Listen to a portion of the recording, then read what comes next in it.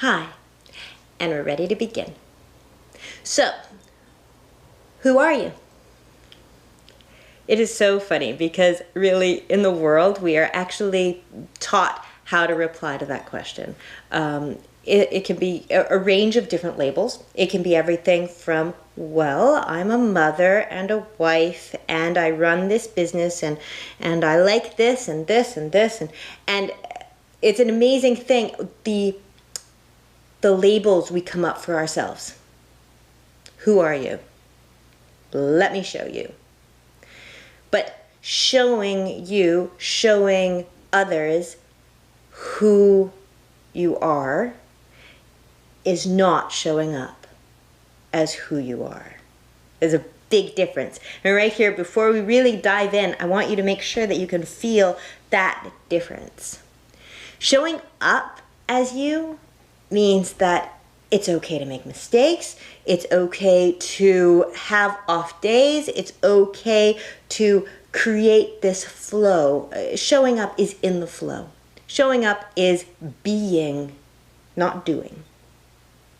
So if you have that definition, then you can it's like cracking open a door. And this is what we're doing in this first section. This first section is all about cracking that door open a little. I like to compare it to kind of being in the shadows. Often we live in the shadows. We start off embarking on this journey of life as a child and feeling a sense of play and a sense of wonder and a sense of desire to explore and feel exhilarated. And really, hopefully, we come from a place where all things are unlimited. We can have this unlimited imagination where really people ask us what we're going to be when we grow up, and it doesn't even seem possible to limit it to one thing.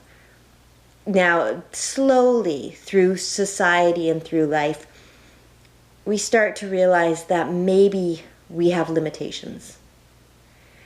And through life, those limitations then start telling us who we are. It becomes an outer job rather than an inner. So in this section, we are going to wake up the inner job. Now, within that inner job, there is another element.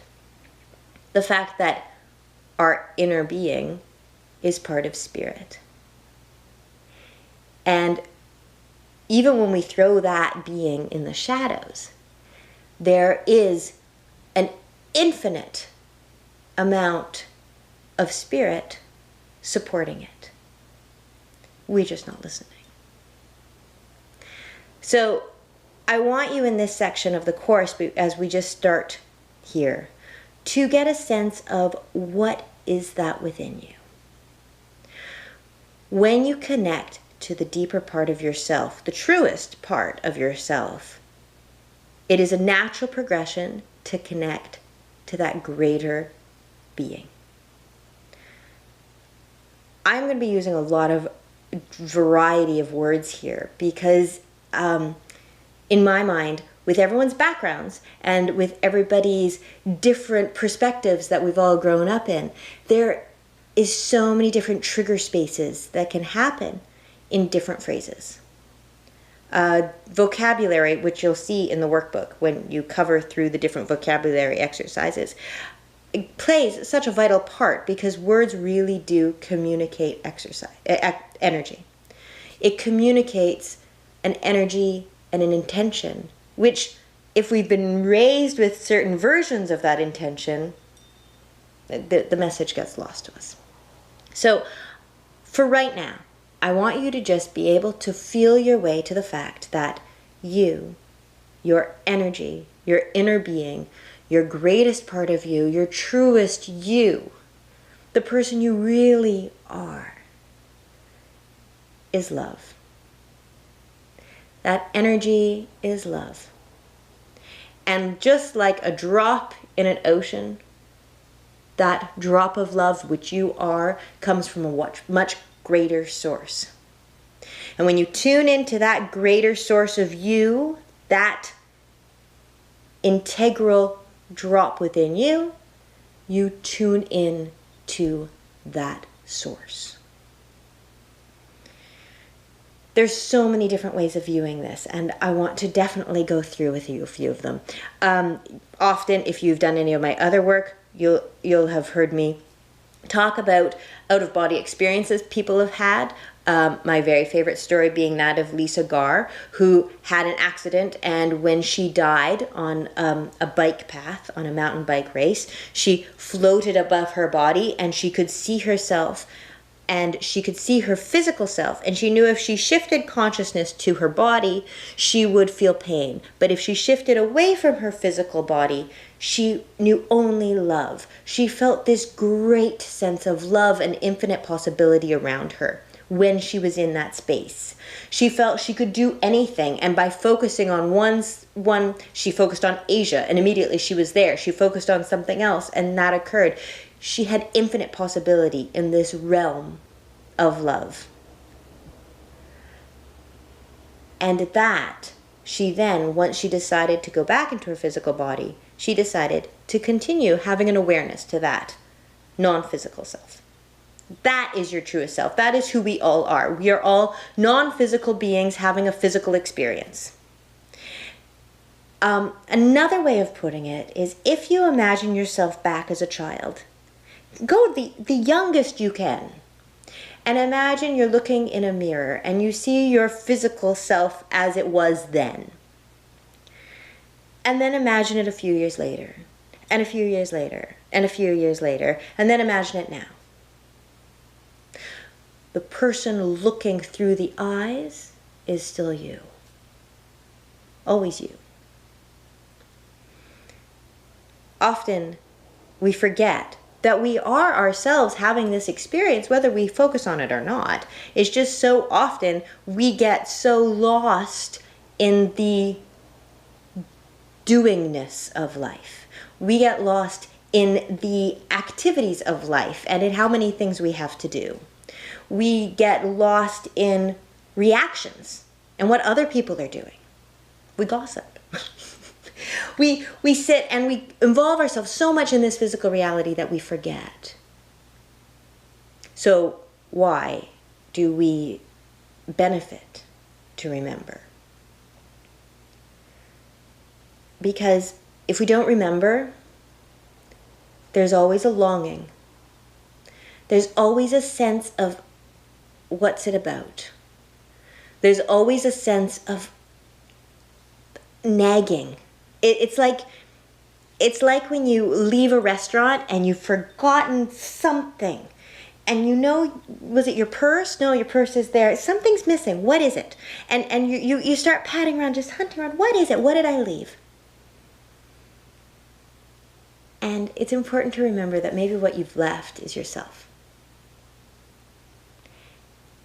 Parenting can be like the restaurant. We can sometimes forget to bring ourselves.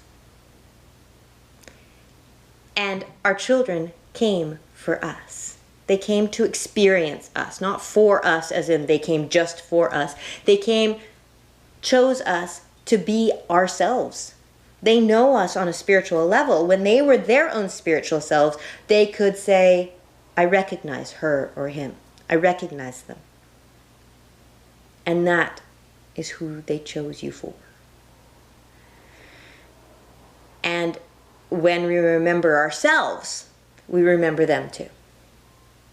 We remember that they are so much more than their behavior. They are so much more than their physical selves. They are so much more than what they're presenting us to their moment at the moment. They are so much more than mistakes of what they're doing in the moment.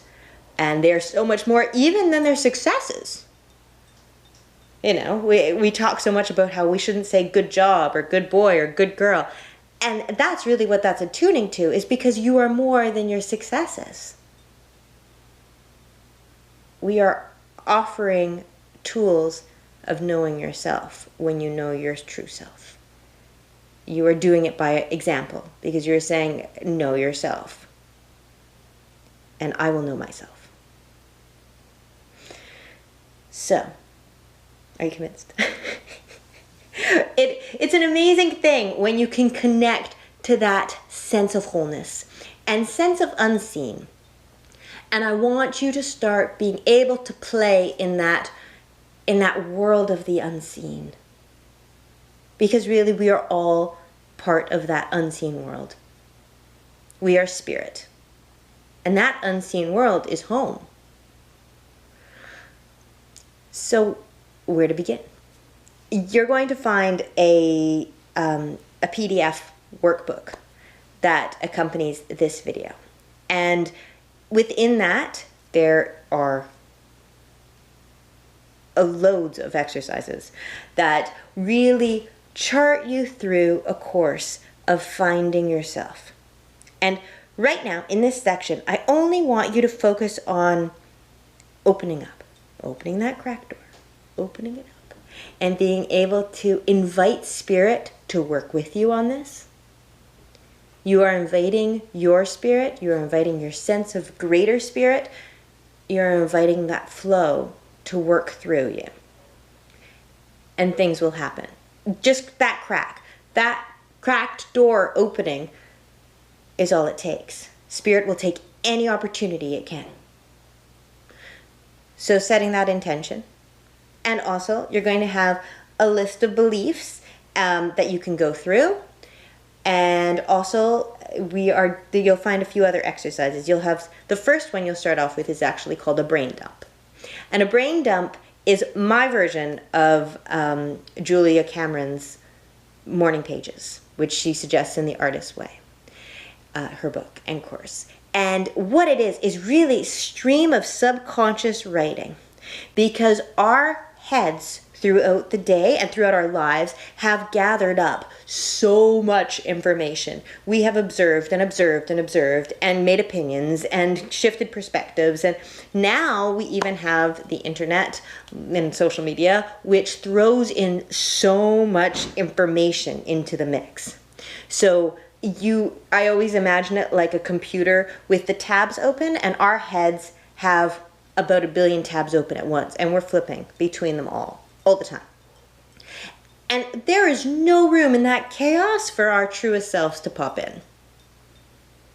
It is thought after thought after thought after thought. We are information machines now. And if you imagine, which we'll go through later on in the course, if you imagine that every single one of those thoughts also has energy to it, every single thought has energy. It has a vibration. So it doesn't matter if you think something for a millisecond, there's a vibration building there. And if you imagine that energy as an alignment to who we are, it's flicking on and off, on and off, on and off, on and off, each tab, each tab, each tab. So, this section's about closing those tabs and starting again. And that's why it's a brain dump. I'm going to really encourage you to do this at least every day of this week. Preferably, you would do them every day for the 4 weeks. Ideally, you would do them every day for the rest of your life. But let's face it, these things ebb and flow and ebb and flow. So I would like you to at least do them for this week, because at first, when you first do your brain dump, it will literally be a brain dump and you won't even know where to begin. With all those tabs open, how do you focus on one fast enough? It really is bombarding. So you just start writing and you just let it flow and let it flow. And even if it's, I don't know what to write, I don't know what to write, I don't know what to write. She mentioned tabs. What do I write? How do I close it? It doesn't matter. You just let it out and let it out and let it out. This is who you are venting to. And then, if you have it in a notebook, great. Turn the page and never reread it. You are never reviewing these. If you want, to make sure, if you get tempted, scrunch them up, throw them in the garbage, throw them in recycling, throw them in a fire. Whatever you want to do. This is just about dumping it out on a page. The usual suggestion is 3 pages. We're parents. Let's be realistic. If you do 1 page, you're good to go. I really want you to encourage to resist the temptation to make excuses here. I'm going to suggest you do them in the morning so you have a clean slate for the rest of the day. If you can't do them in the morning, find time. Just, there's no right or wrong. There might be some times in this whole course that I suggest, well, ideally you would, but I don't want you to find excuses, because no matter what, this is your journey. No matter what, you will have your own set of resistance as well. And also, you've come here. You've purchased this course. You know what you need. You know your calling. Now, the other thing I do want to suggest before we really jump in is a lovely little thing called homeostasis. You will remember from science classes of like elementary that no matter what, we are built, physically built, to maintain a certain balance, certain homeostasis. It's a level that we meet. We set the standard, and that's what we meet. So every time we get hot, if we get too hot, our bodies cool themselves down. Every time our bodies get too cold, we warm ourselves up by shivering. Our body's always looking for homeostasis. I want you to look for your version of yourself that also finds that. We set ourselves routines. We set ourselves patterns. We set ourselves mental patterns. And over these next 4 weeks, you are going to be trying to change those. And homeostasis might give you some resistance.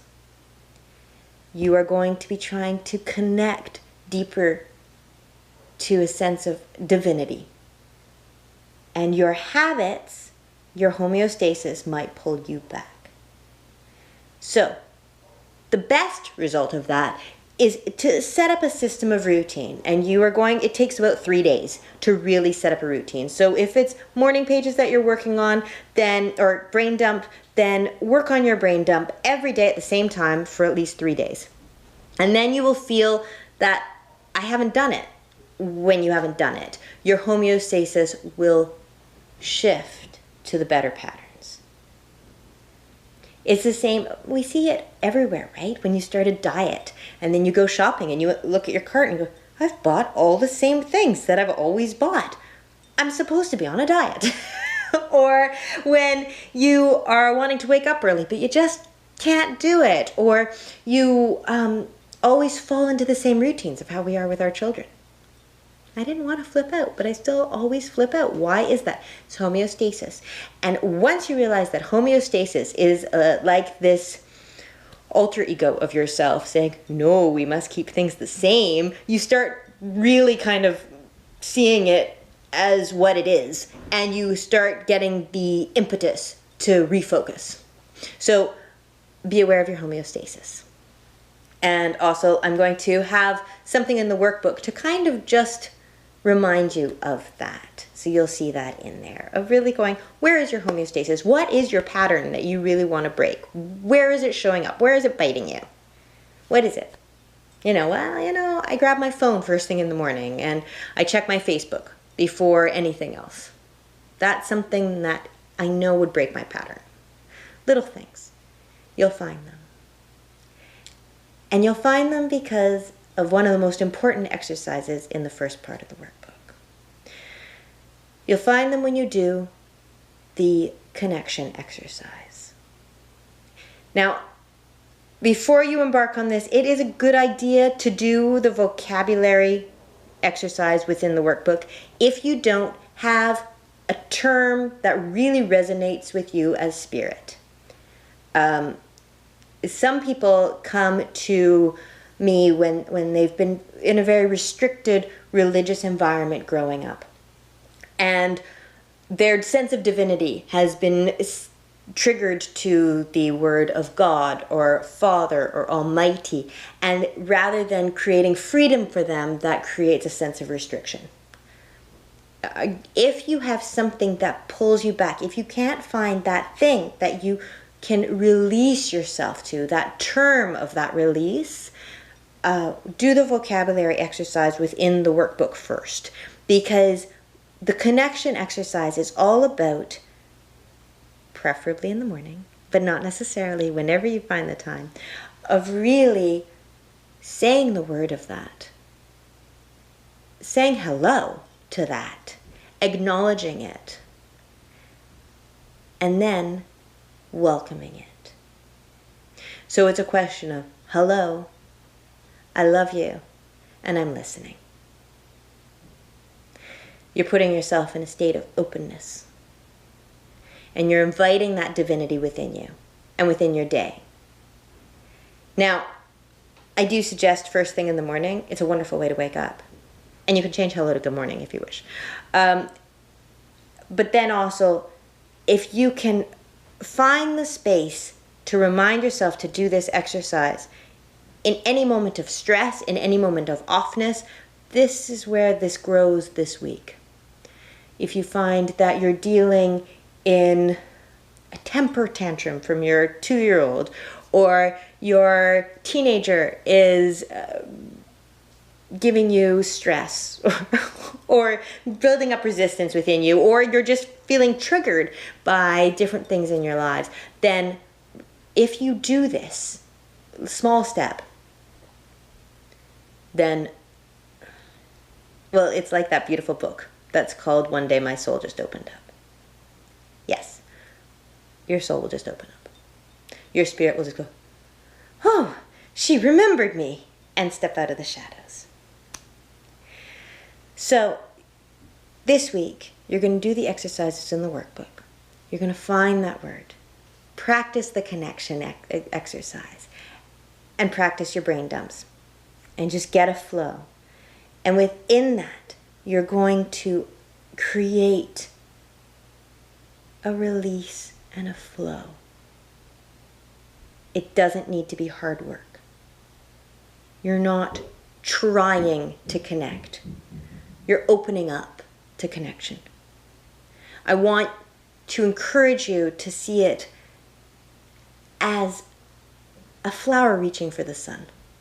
This isn't a force. It's a natural state of being. You are asking divinity, source, spirit to flood you, and you're opening yourself up, remembering that that's who you are anyway. No struggle. Now, the other exercises that you're going to see in here as well is an invitation to look at your days. I don't mean for this to sound like a lot of work. This isn't. It really is. The workbook is really for you to read through and see through, and then the information will enter. And yeah, sometimes in the day you'll remember and forget and go, I didn't do that today. But then you'll find that you're creating natural rhythms. So, for instance, there's another exercise of hidden sacred moments. Where can you connect? Where is your mind chattering? Where are you opening up all those tabs again? Where are you scattering your focus? And it's a list from everywhere in traffic when you're sitting there complaining about how the lights are taking a long time to change, but Spirit has offered you this amazing opportunity to relax, to also noticing when you're putting a baby to bed or when you're nursing your child. One of my very favorite times to meditate as a parent has been nursing a child. There are times in the day that you are gifted those moments, and we often forget to acknowledge them.